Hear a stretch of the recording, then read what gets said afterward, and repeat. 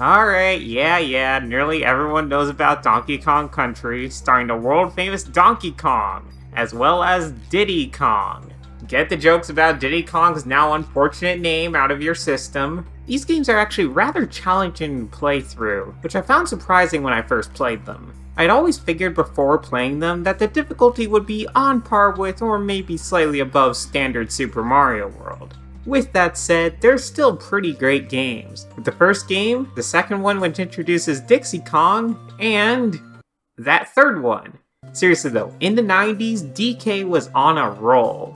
Sure, he was technically second banana to Mario, but it was still pretty good all things considered. This also meant that much like Mario, DK would inevitably get a TV series. Because let's not forget, this was 90s Nintendo. You see, 90s Nintendo was still experimenting, and they were much more willing to hand things off to other companies, or sometimes different platforms altogether. This is where we got Mario PC games, the Zelda CDI games, Fucking sucks! Fucking sucks! the Mario and Zelda shows, and yes, even the Donkey Kong Country TV show. But I'll cover most of that towards the end of this video. Let's get to the actual show itself. The Donkey Kong Country TV show, which I'll refer to going forward as DKC, takes place on the island of Congo Bongo, ruled over by Cranky Kong, with DK being the future ruler of the island, as decided by the Crystal Coconut. The Crystal Coconut is this series' main MacGuffin, which can grant wishes and has other special powers. Sort of. Okay, honestly, one gripe out of the gate is just how inconsistent the Crystal Coconut can be with its powers. And unfortunately, this doesn't seem to ever really be explained. Instead, it's just that thing that King K. Rool can't get his hands on. I mean, the coconut grants wishes, right? Why can't K. Rool get his hands on it and immediately start having the coconut grant him his wishes? I mean, at least other shows might have some sort of established limit or rules on what can and can't be granted by something this powerful, but okay, that's enough for the tangent about how odd of a device the Crystal Coconut is. In addition to DK, who's basically one giant idiot who loves bananas, we also have the characters of Diddy Kong, who is DK's closest buddy, Dixie Kong, also known as that one character who exists for the odd plot and nothing more, Candy Kong, who's surprisingly more than just DK's love interest in this series, Funky Kong, the one that's very laid back and may or may not be constantly high, and Bluster Kong. Who the hell is Bluster Kong? He's not in the games from what I can tell. Well, he's in charge of the barrel works. So basically barrel manufacturing for the entire island. Then we have the villains, which consist of King K. Rool, leader of the Kremlings, who desires to take the Crystal Coconut and rule over Congo Bongo Island. General Clump, who is supposed to be in charge of the other Kremlings, but is usually just used as a catch-all pawn by K. Rool. And finally, Krusha. Krusha simply isn't all that bright, but he makes up for it by sheer strength alone, although that doesn't mean much since throughout the series he doesn't get a ton of opportunity to really use it. Something else I've noticed is that unless there are apes that we don't get to see, the Kremling forces range from on par with to vastly outnumbering DK and his friends. Seriously, just look at how many Kremlings there are in this shot. I'm sure part of it was just the fact that it was easier to copy and paste this one Kremling model over and over again, but seriously, there aren't background Kong characters or anything. It seems like these ones are just it. It's almost amazing K. Rool fails as much as he does, considering he has a literal army. Now there are other recurring characters, such as Captain Scurvy, leader of his band of pirates. Wait a minute, is that Clump and K. Rool? Okay, no, but something funny about this series is how incredibly obvious recycled characters are. This pirate is just a K. Rool reskin, Captain Scurvy is just a reskin of Clump, and even Eddie the Mean Old Yeti is just a recolor of DK. In fact, speaking of some of that, let's talk about the designs for this series, because they're certainly interesting. Now for context, this series was done in some very early CG. This was also done with some very early stop motion too. What I'm trying to say is that between DK randomly growing teeth, K. Rool's stomach texture looking like that from a golf ball, recycled characters, randomly bulging eyeballs, clipping limbs, missing textures, and so on, this show is definitely something special. It adds this weird sort of element to the show where sometimes things feel just a bit off. I don't think it's bad or anything, and in fact I think it's pretty funny in its own right, though a lot of this applies first and foremost to Season 1, but we'll get to Season 2 later. Most of this animation work was actually done by a French studio, that being Media Lab. Oh, nope, wrong logo, sorry. No. No! 1,000 times! No! Oh wait, there it is. Seriously though, Media Lab? Yeah, most generic name ever award, so good job there. This is also why you'll see a bunch of French names in the credits. The writing, meanwhile, was done by Nelvana. Also, another group helped with this, that being Teletoon. Oh no. No, Teletoon, no, not again, please! Seriously, why does Teletoon or the Canadian government in general keep showing up in these videos? Before we continue, there are a couple of other things to be noted about this series. Mainly the voices. Now, none of these voices are truly bad when they're talking. However, each episode needs to have at least one, sometimes two, songs in it. We'll get to why this is the case later, but if you really don't like characters breaking into song, then this might get annoying. And while I'm not fond of this sort of thing either, if the characters have to break into song, at least most of them are quality here. I can only think of a couple of songs in the whole series that I really didn't care for, with most of the rest ranging from decent to actually quite good. But the reason I mention this in particular, and the last thing I'll mention before we get to discussing Season 1, is that while most of the voices are decent for singing, Diddy's singing voice has always bothered me. So like with all the previous series I've discussed so far, I won't be discussing every single episode of each season, instead only the best and worst few of each. Season 1 had a lot more episodes, and this is also another series where I can say that most of the episodes are quite good, so with a couple of exceptions, just consider the bad episodes as less good. Still, there were so many good choices, it's hard to pick just a few of the best ones. From Zero to Hero. To start off the best episodes of Season 1, we have this episode where Bluster finds out that he's going to die soon. Okay, well actually this is all one giant misunderstanding on Bluster's part because he overheard something wrong. However, Bluster decides that this will be his time to solidify his legacy and become Bluster the Benevolent. You can tell he's trying to be humble because of the song he sings where he thinks he'll be hailed as a god, along with the elaborate funeral he has planned, and the 50-foot statue in honor of him. Because Bluster can't be convinced otherwise, he is supposed to be given a cherry soda as a cure, which was told to him just as he was about to fight Karul's army all on his own. However, he was accidentally given an actual potion which does... This episode was honestly really funny all throughout, even if it was one of those "it was all a big misunderstanding" episodes. Oh right, and since we have to talk about the songs in these episodes, they were both really good here, with Bluster the Benevolent being great, and Finest Hour being pretty good too, even though the lyrics for the latter were a little strange at times.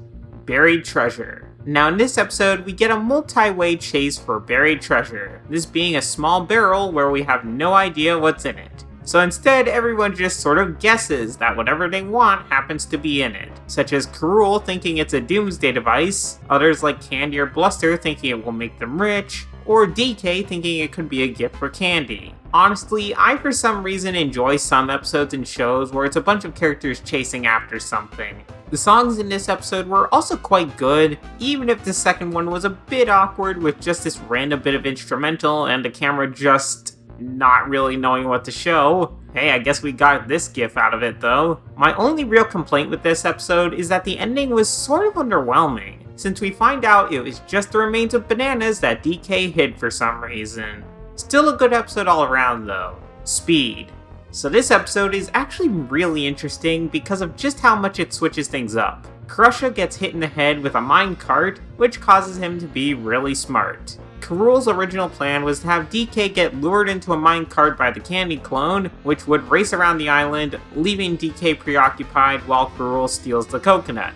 However, Krusha takes over the plan to make it a bit more evil. He adds a device to the minecart, which will cause it to explode if the cart ever stops, and tries using this as a distraction technique to get DK to solve that first, while stealing the crystal coconut. This actually works, until DK uses one of his 2 brain cells to just take the coconut with him. I do find it interesting though how smart Krusha decides to completely sideline Karul. Krusha even calls Karul disposable at one point when he accidentally gets mixed into everything. Krusha does get reverted back to being stupid by the end of the episode though, but I still like this episode for how unique it was in actually giving Krusha the reins and an actually truly evil plan. The only issue with this episode is that these were some of the weaker songs of probably the whole season. Not bad songs, mind you, but not great either. Apnesia. And here we have an episode which features the return of Captain Scurvy. Again, who is always a joy to see.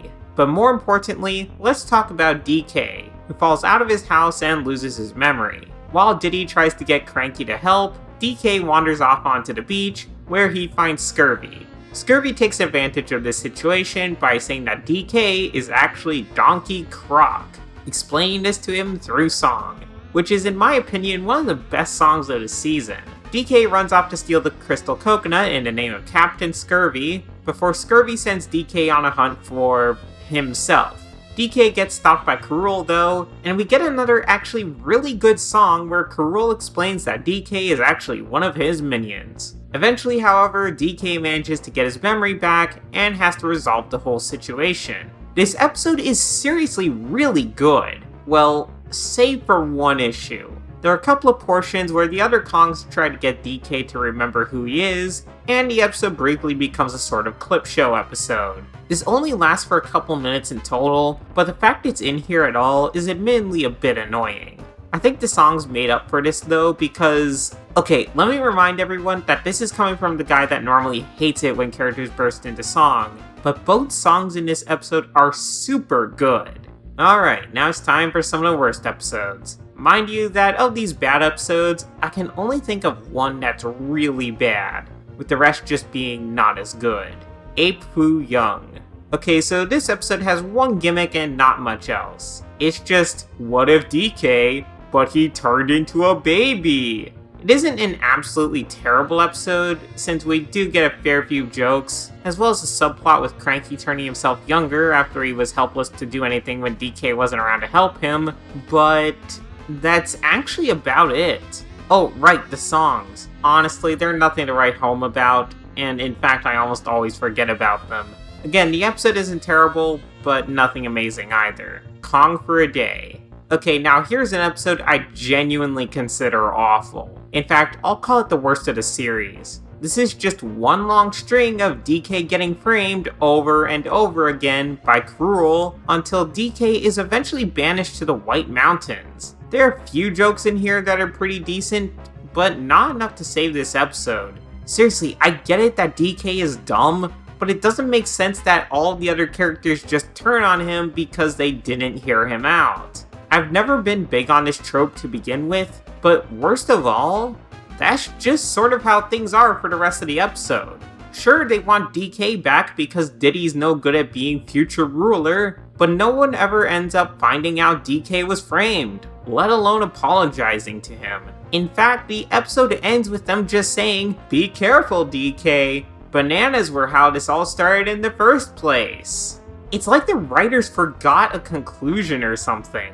This episode was probably the worst of the entire series, but at least the song Nobody's Hero was good though. Double Date Trouble. So this is your typical character plans too many things at once and can't make things work at all episode.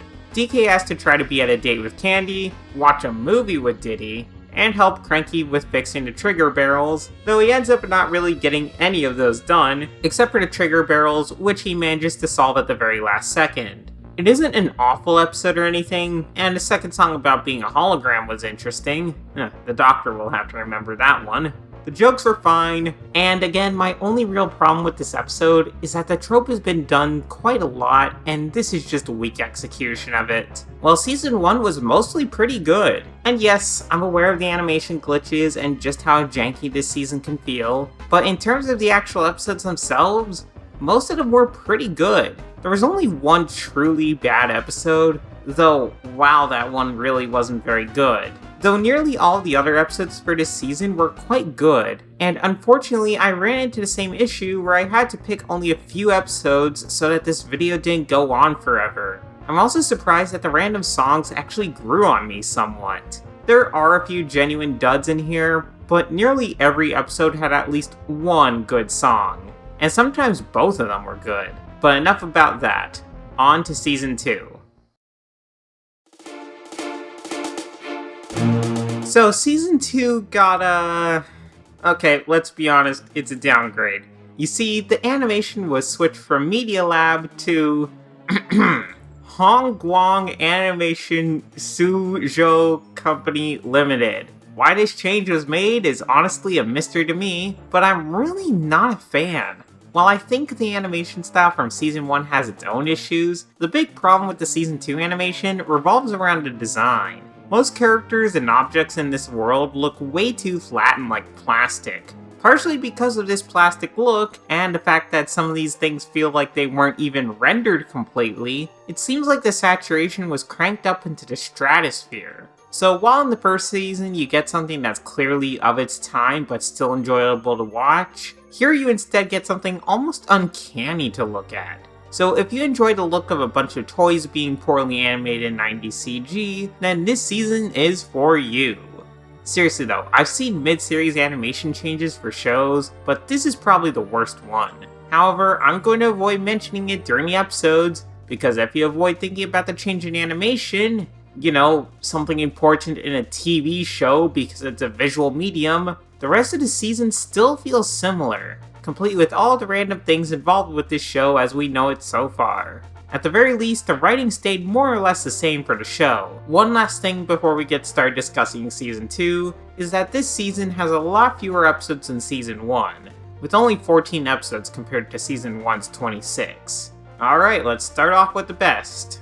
First off, we have the Congo Bongo Festival of Lights. This is basically DKC's Totally Not Christmas. This episode actually revolves largely around Clump and how he's all alone for Christmas. Darn it, I mean Festival of Lights Day.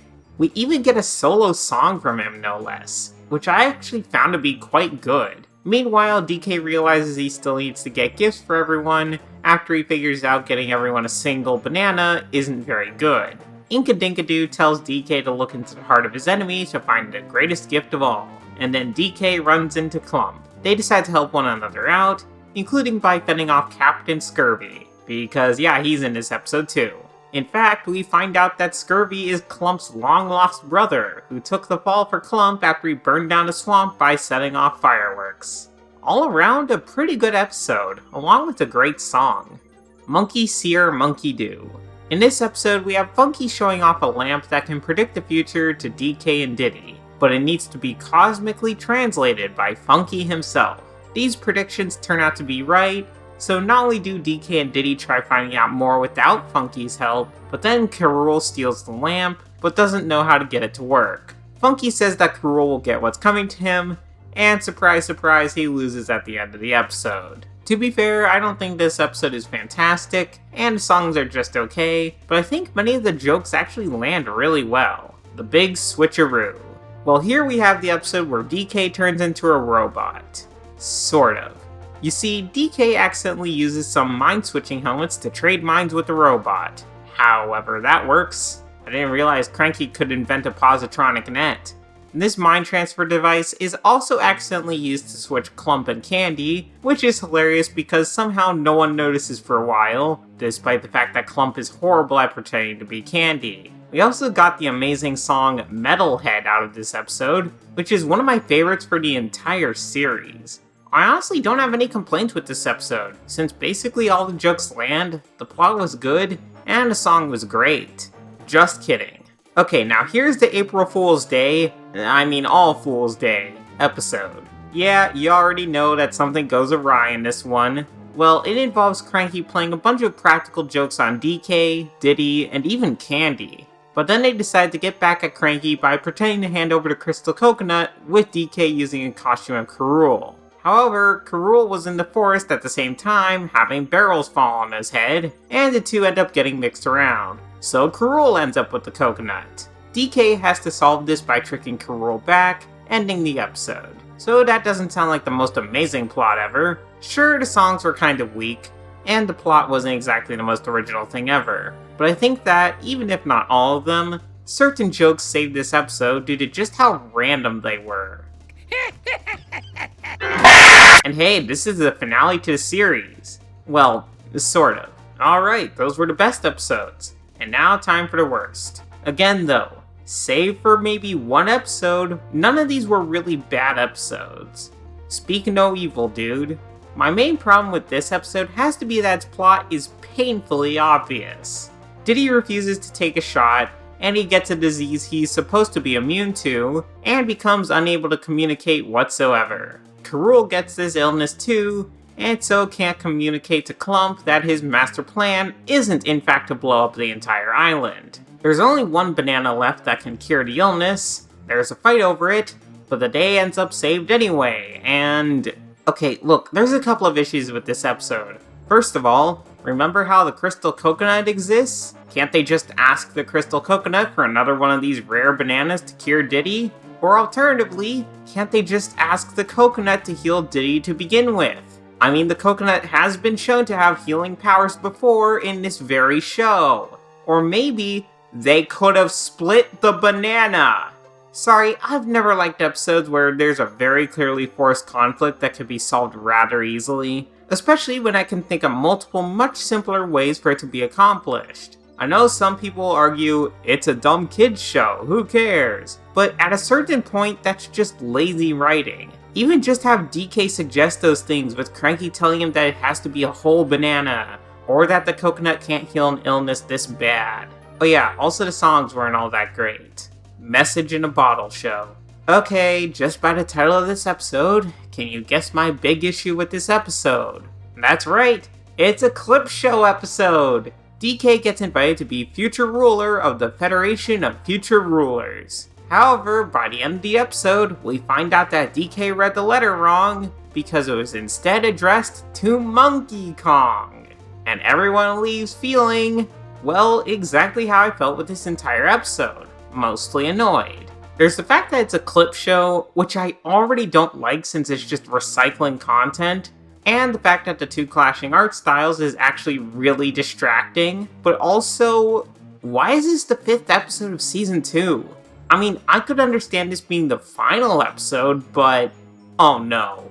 Oh, please don't tell me we're doing this stupid thing again. That's right, we have another show which aired out of order. Sure, the episode is supposed to be the last one, but in terms of when it aired, it was January 21st, 2000, with Season 2 still continuing up through early July of that year. I don't know why this was aired so early into the season, or why so many series seem to do this, but either way, this episode was just annoying, and it causing a whole mess with the series order doesn't help either. And why have I had to run into series that air out of order and mess with the timeline multiple times now? 4 weddings and a coconut. Okay, this episode isn't awful for the most part, but it has a really stupid ending. Candy is wanting to get DK to commit to marrying her, meanwhile DK is trying to find a way out of it, such as consulting Cranky. Later on into the episode, however, DK gets trapped by Inkadinkadoo, and not only does Candy blame this on DK somehow, but she then says that she's getting married no matter what, picking Bluster instead. Meanwhile, during all of this, Karul thinks he hasn't been invited to the wedding, so he's there to try ruining everything, until DK finally shows up. DK is about to insist on continuing the wedding with Candy, but then Candy, the one who was insistent up until shortly before, suddenly decides that it isn't that important anyway. That ending right there made this otherwise decent episode turn into a not so good one, because it made the whole rest of the plot feel completely pointless. And okay, how are the songs? Well, this episode features Diddy's Yes Means No and No Means Yes song, which isn't a very good song to begin with. At least the Banana Do-Si Do was pretty good, along with the dancing in there being funny too. So Season 2 was a bit more mixed compared to Season 1. It was still mostly decent, and it didn't have a really bad episode unlike Season 1, but I feel like the good parts didn't stand out as much as Season 1 either. Season 1 had great episode plots and songs, while Season 2's were still good at times, but not as much so overall. And again, that animation style change is really distracting. The characters feel just a bit too stiff in this season, some scenes look like the entire thing wasn't fully rendered properly, and the characters look very uncanny. It's an okay season, but not amazing. And there's a good reason why most people remember Season 1 over Season 2. Now then, it seems that a common pattern so far with these videos has been there being some sort of wrinkle in here. With Mr. Meaty, it was the lost media issue. With Jimmy Neutron, it was not only how weird that show could get, but just how many games there were. With this show, however, this show is in a league of its own. Let me introduce all of you to something called DKTV. So for a bit of background, the creators of this show, Media Lab, were some of the very first to be able to make true CG shows, and to be able to do so at a low price. However, there was a price to be paid in here, that being DKTV.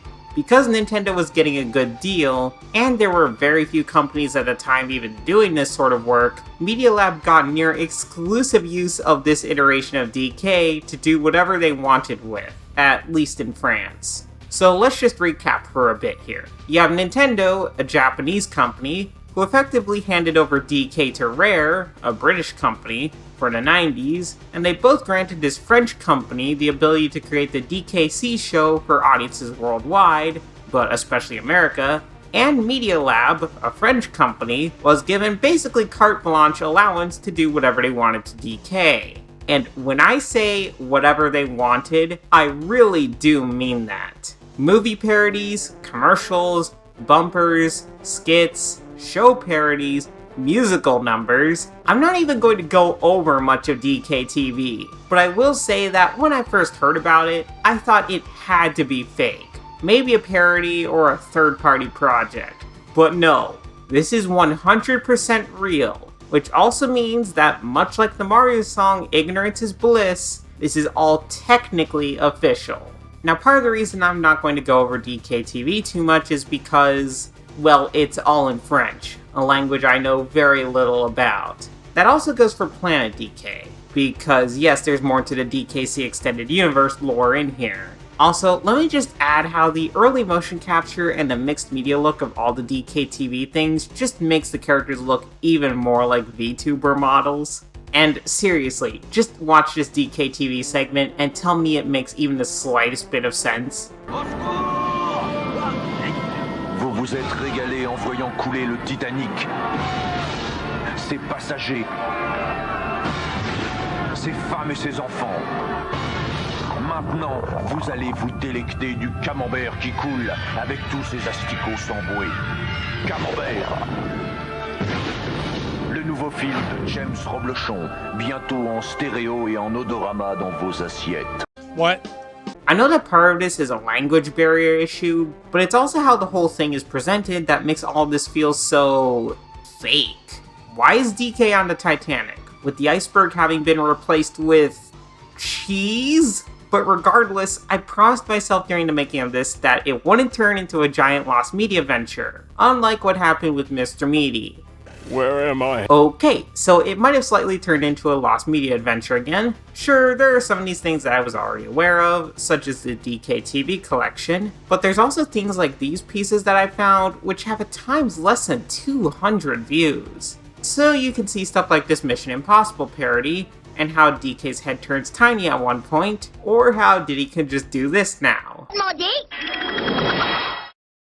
What the fuck? Or how about whatever the hell is going on here? Why is Diddy frozen here like this? Not even an idle animation, he's just frozen here for a while. Again, I know that the language barrier isn't doing any favors to just how strange the entirety of DKTV feels, but wow, this is still so strange. At the very least, DKTV is good for a laugh, seeing not only how little sense it makes, how they tried to awkwardly paste in the characters, and the amount of odd skits they actually managed to do with them. Let me just remind everyone, this is all technically canon. Also, there is so much copy and paste work done in some of these DKTV segments. Hey, you thought a candy clone was confusing? Yeah, well, how about 5 of them? Now, before we move on, I happened upon an archive page for the show on RetroJunk, where we can actually see something interesting posted here by someone named Erica, who claims to have worked on the show. I can only assume this is the same writer from the show. She explains a little bit about how this series was made, and how it was actually Media Lab's idea to require every episode to have a song. Thanks, France. At least a lot of them were pretty good. Also, apparently the original writers that were hired for the series made some pretty bad scripts that were way too much, so Nelvana was hired on to do the writing. When the contract with Media Lab had ended, though, Nelvana was included again, but this time with the not as good animation company, which I'm not going to try pronouncing again. I feel like Nintendo likes to pretend that the DKC show doesn't really exist, outside the odd reference from time to time. In fact, that can be said for basically everything Nintendo outsourced to someone else before the 2000s. Sure, they'll reference things like the Super Show from time to time, but otherwise, Nintendo mainly wants people to remember the Nintendo games of the era, and not much more outside of that. Well, I guess we do have one other thing to discuss about this show, that being a couple of pieces of fan content this has received. There are 2 videos from Alex Henderson Animation and the team Bootleg Dubs. The first one of these is Curse of the Crystal Coconut, which is a short music video revolving around a remix of the song Pirate Scorn from the show, performed by Ailstorm. They even got approval to use the song for the animation and everything, so that's awesome. This music video is seriously well animated, and I love it. If only there were more of something like this. And that's why we get a second video. That's right, just as well done as the first, but this time it's more than just a music video. This is a short called Return to Crocodile Isle, complete with its own original song. I'm actually not going to spoil much about this video, since I think it deserves to be watched on its own first, but something I will add is that if some of the voices sound familiar, that's because nearly all of the voices are the same as the ones from the show. The only exception is Crusha, whose original voice actor, Lee Carlson, sadly passed away in 2006. Seriously though, go watch that animation if you haven't already. You won't be disappointed. Now then, let's get to the conclusion of this video, beginning with what I think of the show. Honestly, it's decent. For years I could never tell if this show was enjoyed unironically or ironically. Though, having watched through it again, I think it's a bit of both, and that depends on when you're watching it. Strangely, the times when I would watch the show would more often than not coincide with feeling ill or tired. And while I don't associate the show with feeling bad, I will say that it sort of made the show get an almost fever dream sort of quality to it. And I think that's the best way to describe it. The show at times feels very close to making sense, but between certain visual designs, plot elements, or just what the hell is going on here moments, it sort of devolves into a really odd show. But you know what? I actually like that aspect of it. It's one of those things you can't really get from other shows, though to be fair, I'm not sure if that was what they were aiming for. I'm sure there are plenty of people out there who unironically think this show is just the best thing ever, and meanwhile others enjoy it in either an ironic or just relaxing sense. As for me though, I just like it because it's so odd but ultimately just fun. Yeah, I still consider it a bit of a fever dream, and it can be a bit out there at times, even before you consider the DKTV aspects. But it's still an enjoyable show all the same, and one I generally enjoy rewatching. Well, that's all for now though. Thank y'all for watching, and take care.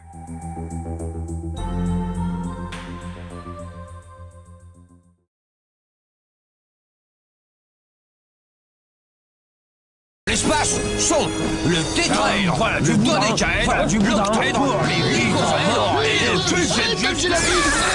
What the fuck?